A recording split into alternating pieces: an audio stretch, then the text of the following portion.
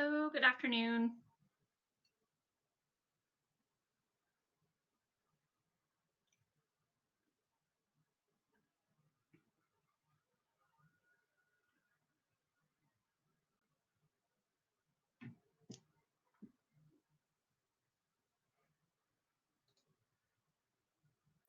Hello.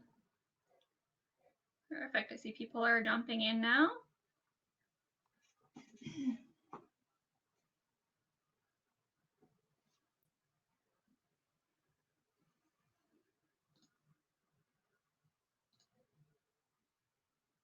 Hello, Kevin.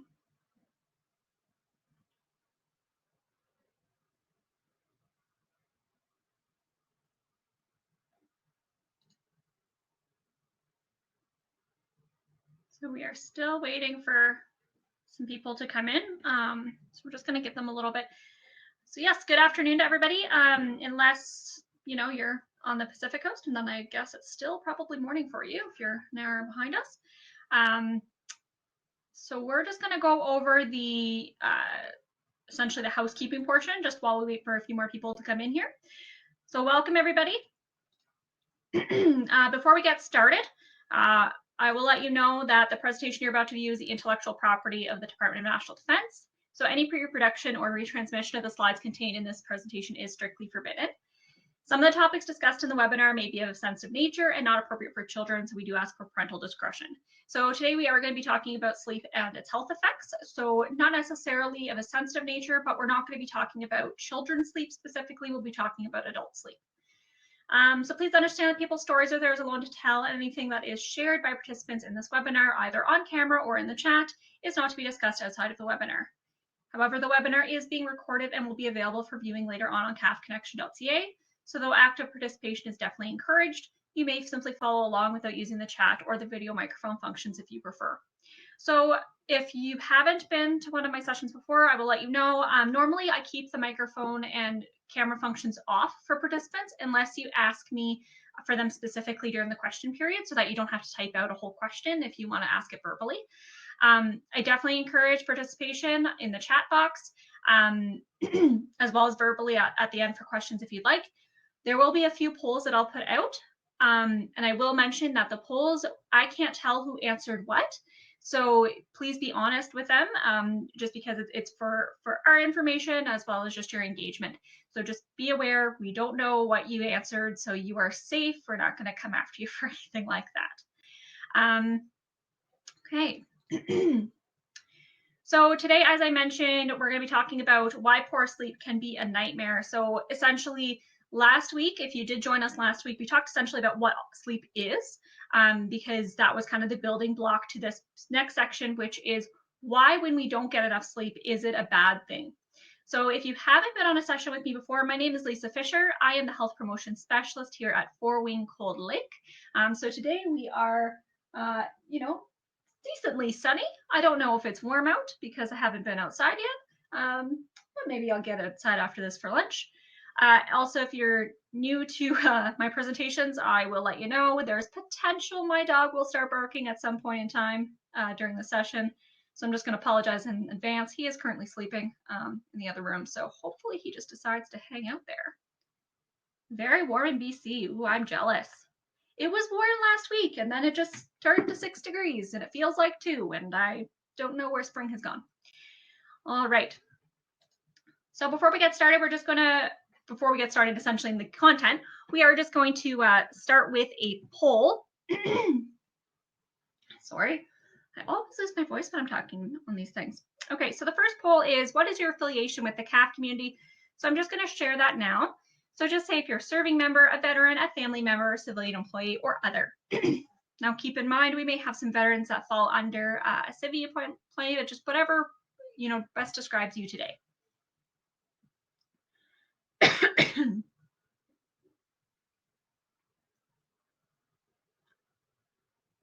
Perfect. So we have, everybody has answered. So we have majority are civilians today, but closely followed by serving members, and we've got a few veterans as well as an other in here.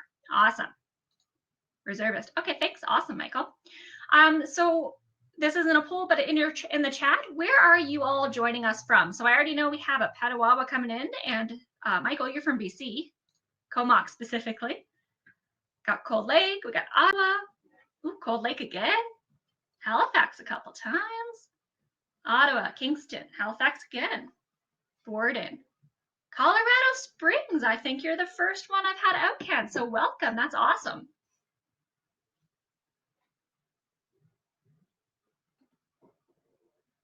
Perfect. All righty, so let's get started. We have quite a few people in here today, which is awesome. All righty. So why do we need sleep? So let's talk about that first. If you were on here last week, you'll know that we went through this in detail, but this is just kind of a little bit of a review as to why we do need sleep. So first is that it conserves our energy and refuels it daily. It does help us memorize and learn. So while we sleep, the neurons, which are our brain cells, are busy consolidating memories and learning. They sort and they store through those experiences we've had throughout the day. So they are really a fundamental ally. Sleep is really a fundamental ally in the learning process. So if you've ever tried to, do a test the day after you've learned some new material, but you slept really badly, you probably struggled with the test. You might have done well, but maybe it took a little longer to get those answers coming out to the forefront. It is important for emotion and stress management. So when we don't sleep well, we're generally not very good at managing our emotions or managing our stress. Normally when I ask what people's signs of being sleep deprived are, a lot of them say something to do with their emotions. It helps to preserve the immune system, which is important all year long, but definitely important right now. And we do have COVID-19 going on, and we want to keep that immune system super healthy so that, if we do happen to get COVID-19, we can bounce back from that. And then it helps to regulate almost all body functions. It is also important to note that for children and adolescents specifically, it's really important that they get some deep sleep, just because the growth hormone is secreted during that time. So they're still going through a lot of growth, and that can go into young adulthood as well. Okay, so sleep deprivation. So what do we mean by that? What do we think sleep deprivation means? You can just put it in the chat there.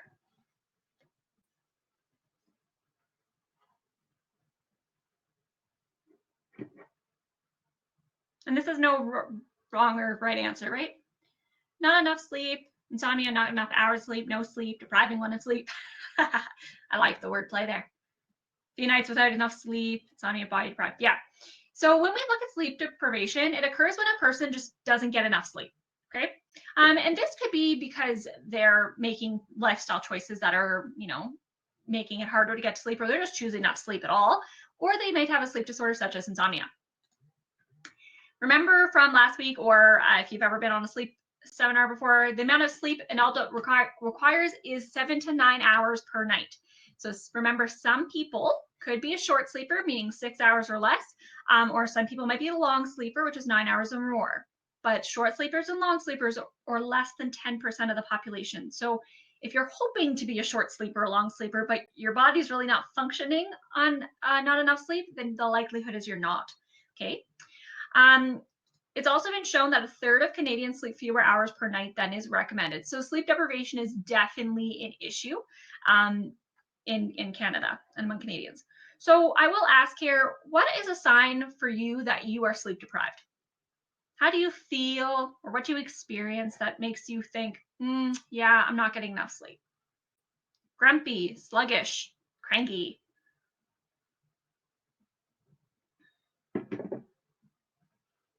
Napping, grouchy, heavy eyelids, groggy, lack of concentration, headaches. Okay, so quite a bit of the physical, the mental. Michael's saying just feel off or have more of an emotional reaction to events. Yeah, for sure.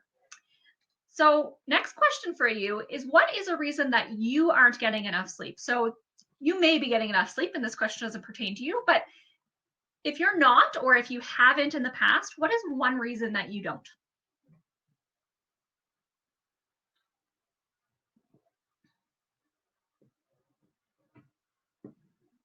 Okay, so while people just answer that, I'm just going to answer Rochelle's question. So Rochelle's just asking, what are the effects if you wake up multiple times per night? So we are going to go into the effects specifically about, if you're not sleeping well enough. If you're waking up multiple times per night, then your quality of sleep is poor. So even if you're getting 7 to 9 hours, the quality may be really poor, which definitely can affect your daytime functioning as well as potentially your health. And we'll go into a little bit more about those effects. So reasons why people don't get enough sleep is they wake up during the night, stress. Oh, stress came up a few times. Late nights, so choosing not to go to sleep maybe on time. Mind won't stop wandering, pain, magpies and light, standing watches, always thinking about what I need to do to work the next day. The cat wakes you up. Okay. So interesting. The pet thing is different for people. Some people say, pets shouldn't be in the bedroom. Other people say they should. Studies kind of go back and forth on that just because pets can be really disruptive. But some people really stress when their pet isn't in their bedroom. They find comfort in it, or they find their pet's more disruptive when they're wandering the house. Netflix, child pets snoring, TV's still on. Okay, so quite a few different reasons. So let's look at some common reasons as to why people may not be getting enough sleep. So why are we sleep deprived? So we take sleep for granted. Many people don't realize how important sleep is, and instead they think it's a waste of time. So you've probably heard the whole, I'll sleep when I'm dead, right? Well, that's not good enough. We need to sleep so we stay alive, essentially, right? Family dynamics. So if you're a working parent with small children, you're a single parent, or you're taking care of your elderly parents. If your family member, your spouse is deployed in a different time zone, or if you are deployed in a different time zone, that can make it really difficult because, you're trying to connect with those people that are in a different time zone. Even if somebody's not deployed, but you just live across the country, maybe from somebody, right? Social commitments. So you have friends that want to hang out. I mean, right now, you probably don't have friends that are physically hanging out with you, but they may want to do some virtual hangouts, may want to do some Netflix parties in the evening. And you're deciding to do that because you're wanting that social connection, especially right now. Shift work. So many workers who work shifts that keep changing, they have difficulty getting into a regular sleep pattern.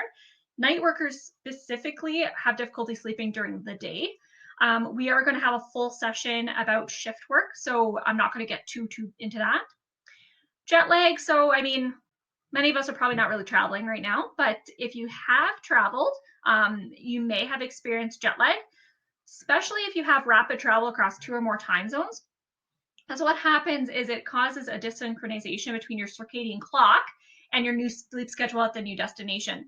So that severity and duration is going to depend on the direction of the flight, as well as the number of time zones that you've crossed. So if you've done 6 or more time zones, the severity is much higher than if you do, just a couple time zones. So when I go, let's say, to BC, I have no issue really because it's an hour, right? So I have no issue with that, with sleeping at the right time or anything. If I go home to Nova Scotia, I definitely struggle a little bit more because when people are waking up, 8 in the morning, it's 5 in the morning for me, and my body's going, I want to stay asleep, and everyone else is going, yeah, let's wake up and do things.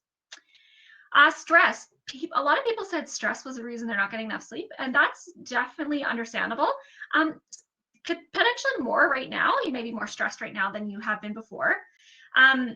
Some research has shown that sleep deprivation actually increases cortisol, which is the stress hormone. So it's kind of a vicious cycle. So essentially, stress keeps us awake, and then we're sleep deprived, and then we're more stressed because we're sleep deprived, but then the stress is keeping us awake again. So it's really hard to kind of break out of that cycle.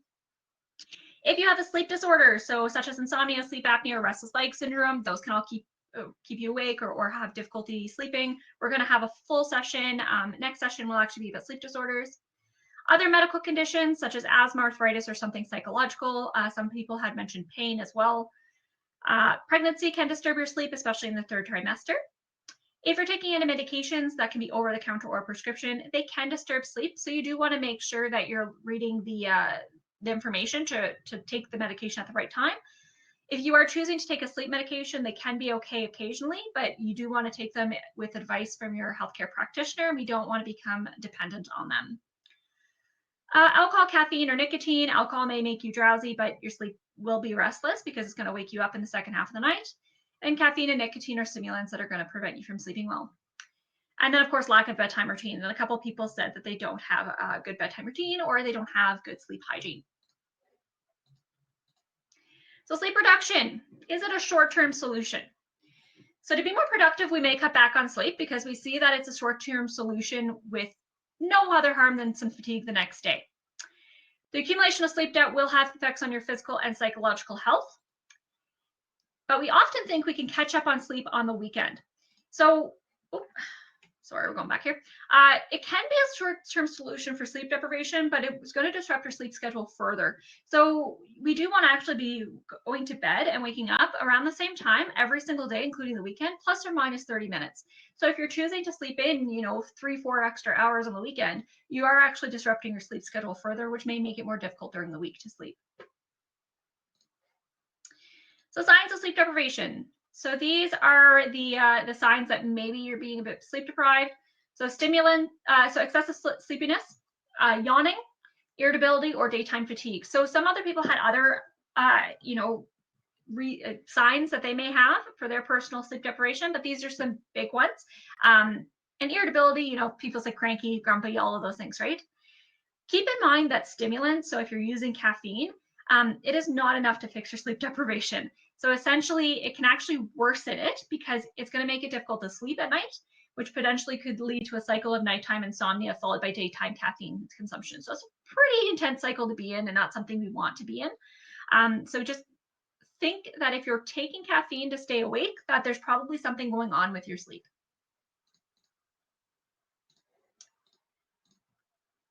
So what is the issue with being sleep deprived, right?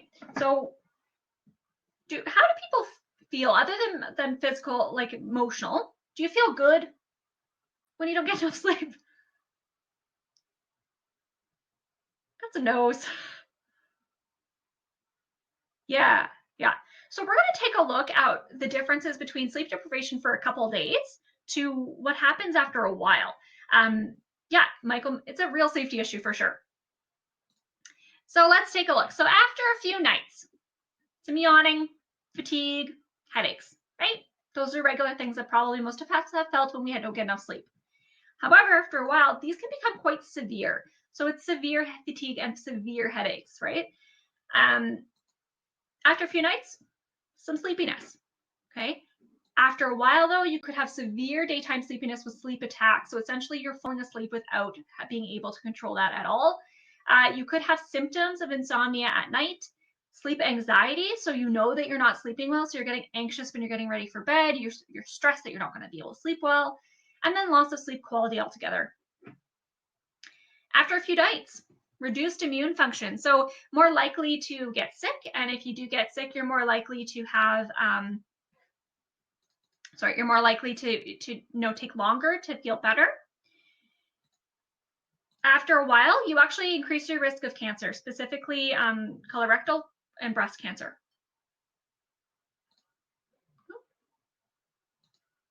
Sorry there. After a few nights, less cell regeneration of the hair and skin cells. Okay? But after a while, there's premature aging of the hair and skin and the reproductive system. So for men especially, that premature aging can actually mean fewer sperm count. So it could have definite repercussions for fertility for those who are having issues with, wanting to get pregnant or getting their spouse pregnant.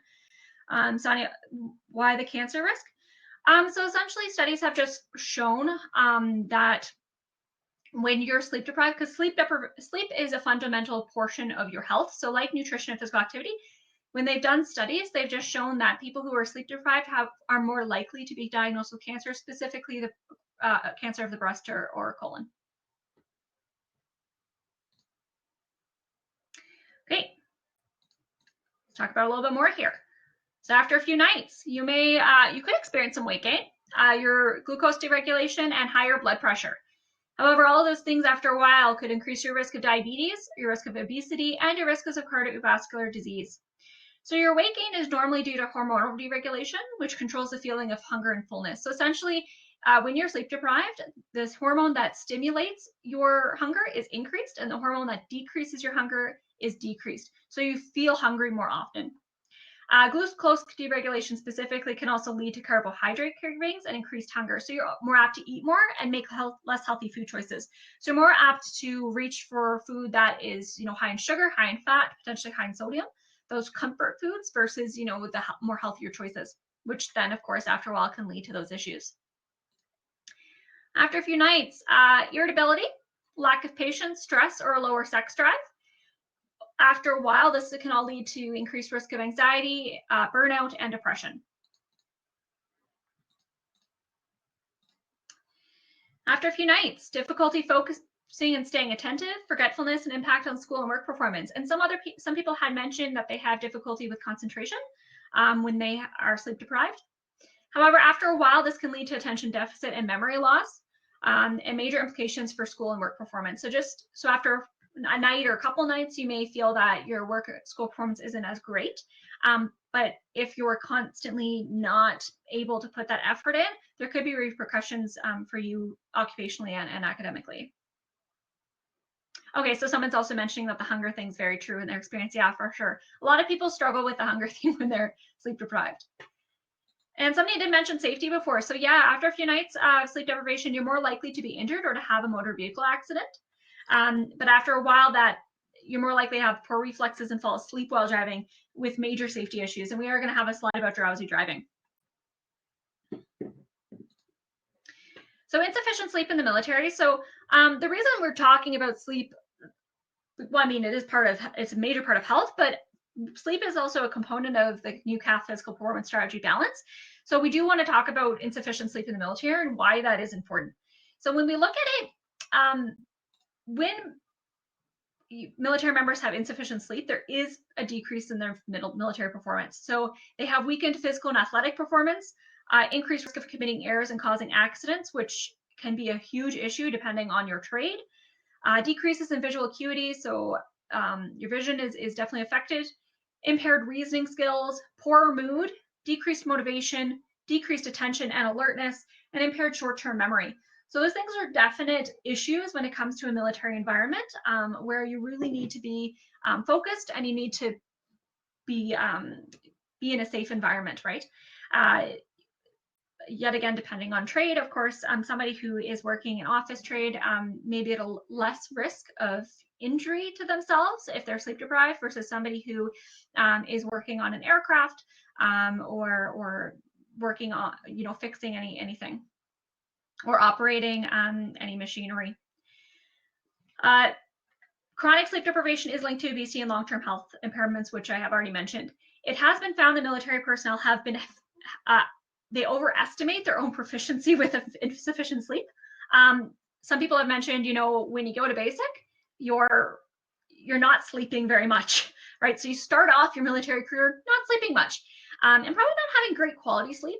So over time, military personnel are just found to think that they can function really, really well on not enough sleep. And unfortunately, just because you are a military member doesn't mean that you've become a superhero by any means. You're still a human when it comes to insufficient sleep. Okay. It has been found that after 17 to 19 hours without sleep, performance on some cognitive tests is equivalent or worse than if you have a blood alcohol content of 0.05%. Now, the legal driving limit, which you can get charged at, is 0.08.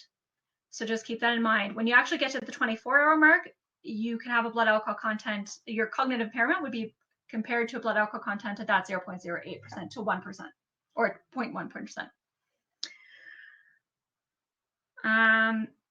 The objective sleep analysis has actually found that for CAF personnel, men specifically aren't attaining the minimal sleep guidelines. So men are not reaching that 7 to 9 hours. I'm just going to take a look at what's going on in the chat here for a second.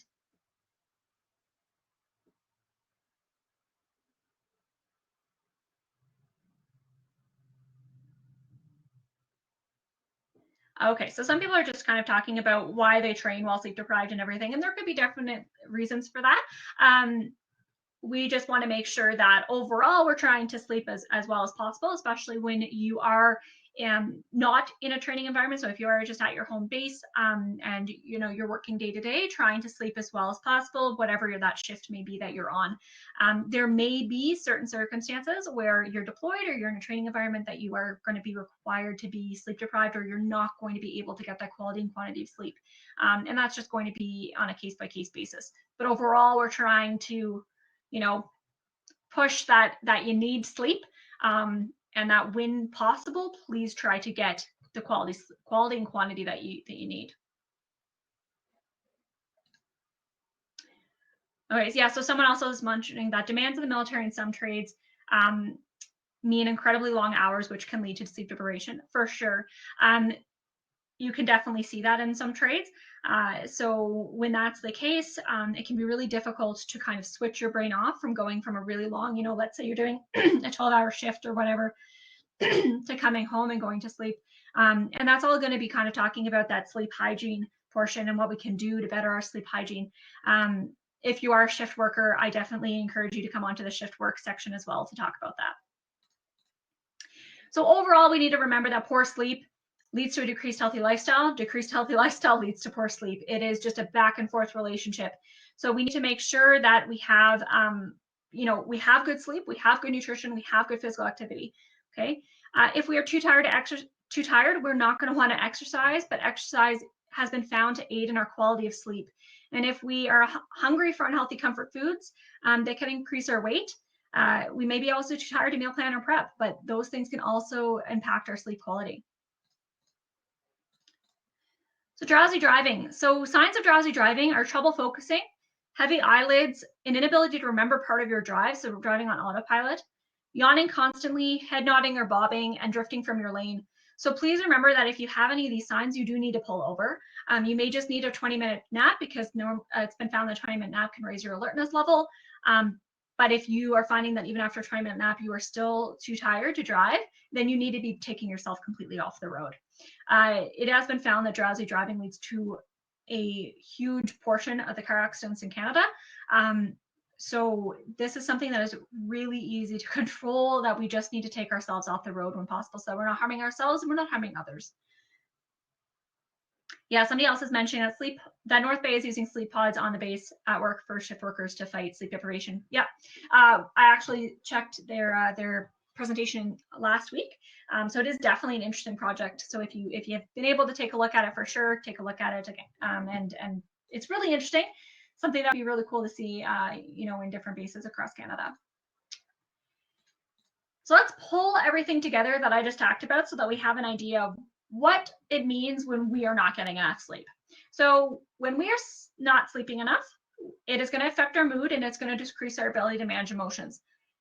So not only are we not going to feel good, but our interpersonal relationships could definitely be affected, because some people may not want to put up with your cranky mood or your lack of patience, or you crying randomly or yelling at them for nothing, right? So some people don't like when you yell at them. And we may not want to yell at them, but our sleep deprivation is just causing us to do that. It increases pain perception. So some people have said that pain is actually one of the reasons that they don't get enough sleep. But when we're sleep deprived, we actually increase our pain perception. So yet again, that's one of those vicious cycles that can happen. It does hinder our memory consolidation mechanism, so we're unable to learn and process as well as we would if we have enough sleep, which can lead, of course, to issues with our memory down the road. It reduces immune system functioning, so we do want to make sure that we're not getting sick as often, and we want to make sure that when we do get sick, we're able to bounce back much quicker. It can exacerbate existing health conditions. So if you do have a current physical or mental health condition, if you don't get enough sleep, it can cause some issues with that. And it does create ripple effects on those other health pillars, which I did talk about. So if you aren't sleeping well, you're likely to have poorer physical activity and nutrition. It's also important to remember that cumulative effects, so all of these effects and the accumulation of stress and the inability to manage our emotions can lead to insomnia issues. So it leads to that sleep issue, right? It does not mean that you would have insomnia, but you would have insomnia-like symptoms. So that would include difficulty falling asleep at night, fragmentation of your sleep, so waking up constantly, and inability to sleep for long periods of time at night. Sorry, just going to take a look here. Somebody's asking.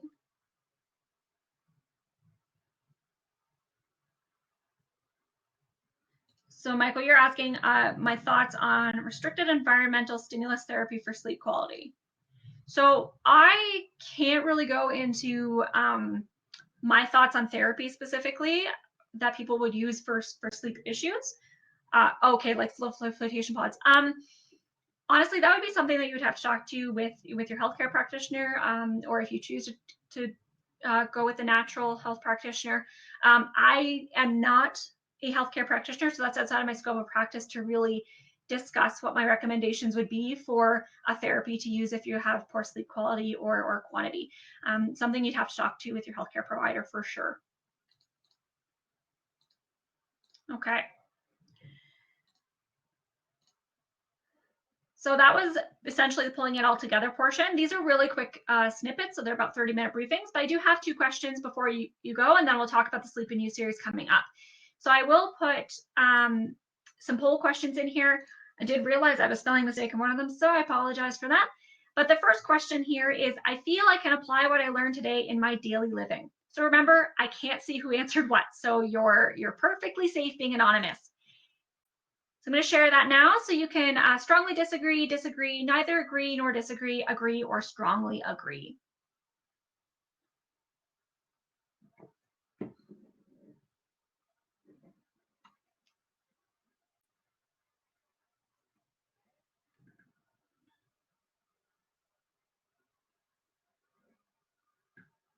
Okay, we've got most people have answered here. Okay, so awesome. Most people are agreeing, so that's fantastic. For those who are disagreeing, thank you for being honest, for sure. You know, you may already know this information, or it may not be something that you can, you know, apply specifically. Oh, somebody hit the wrong response. That's okay. It's all good. All right.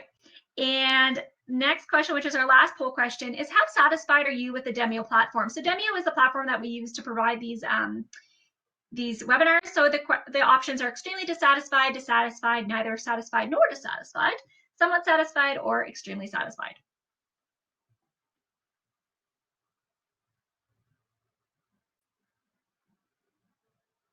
Awesome. Perfect. Okay. So moving on here. So this concludes essentially the section about why poor sleep can become a nightmare. So essentially what's going to happen with our health if we are not sleeping well enough.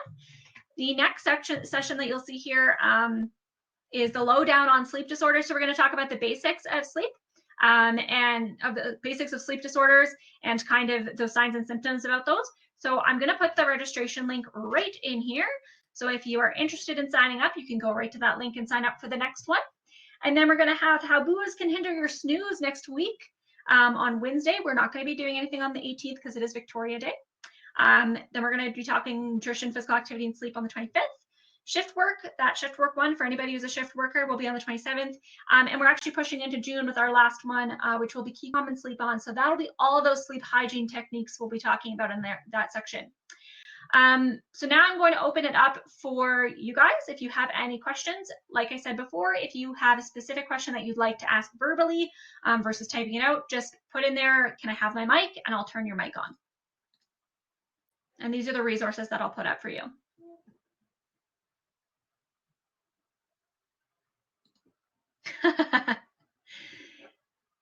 Yeah, a couple of people have accidentally hit the wrong one before. I will mention that to the HQ to see what they think about whether they should change the whatchamacallit, the order of it. There you go.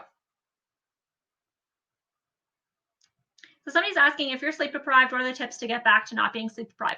So we're actually going to have a full session in June. I mean, it's a while away about sleep hygiene. So those tips about getting back. I would recommend to not try to catch up on the weekends. We want to try to just keep a good sleep routine. So that'll be one thing, is keeping, getting wake times and bedtimes on the right track. You would also want to make sure that you have a bedtime routine. So if you are, watching Netflix up until you get to bed, you hop into bed, and then you're wondering why you're not sleeping well, there's a reason for that. We want a routine that triggers our body to go, hey, we're getting ready for bed. I need to just slow down, shut down, so I'm there. That can include reading, having a warm shower or bath, journaling. I would just keep in mind you want to take away that blue light exposure about 2 to 3 hours before. So remember, no phones, computers, TVs. If you're using any of those electronics, have a blue light filter. Those are some main ones that you can use, but we'll talk about a whole host of them on that sleep hygiene section.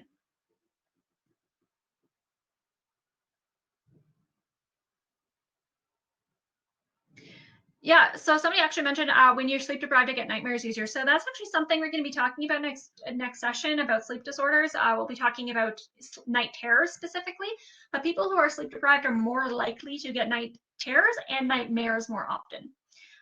So yeah, it's definitely a concern for people who don't like those feelings. Okay, so somebody else has blue light filter glasses, which are highly recommended. Yeah, blue light filter glasses are something that you could definitely use if you're struggling to kind of, if you don't have a filter on your computer, but maybe you have to use your computer closer to bedtime for whatever reason, then, or you really like watching your show, it's something that helps you relax, but you're not able to stop, the time you're able to watch it is, let's say, 9 o'clock at night and you go to bed at 10:30. Right, then maybe those blue light filter glasses could be an option, but we do recommend just not using electronics at all within the 2 to 3 hours before bed. So you can get blue light filter glasses on online. I'm trying to remember because I saw a potential. I thought I saw one that place that they recommended some stuff. Let me just see here.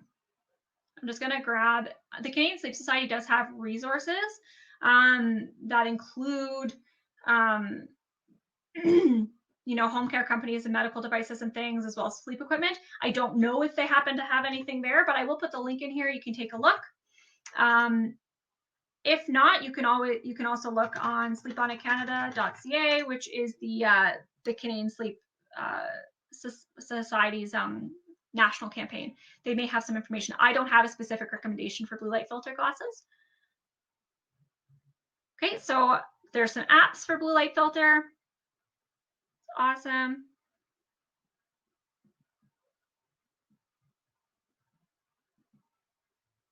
Yeah, so some people are saying also tablets and phones will have a night shift mode. I do have a blue light filter mode on my phone, and I actually have it scheduled that it turns on with sunset. However, I've had to change it because my sunset is like when I go to bed now, because I'm in northern central-ish. It's called Northern Alberta, sure. So it's not filtering early enough for me anymore. Versus in the winter, it filtered at 3 p.m. So.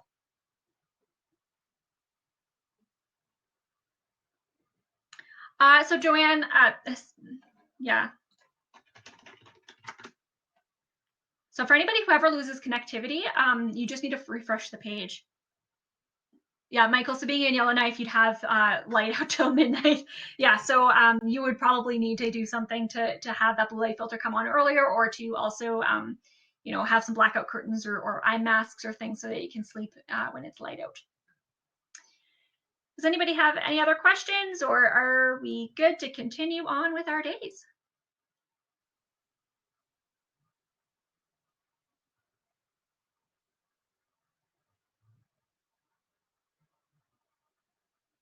Awesome. Okay, so have a wonderful rest of your Monday. Hope your Monday is going fantastic, and hope to see you all on Wednesday for our next section on sleep disorders. Thank you for coming.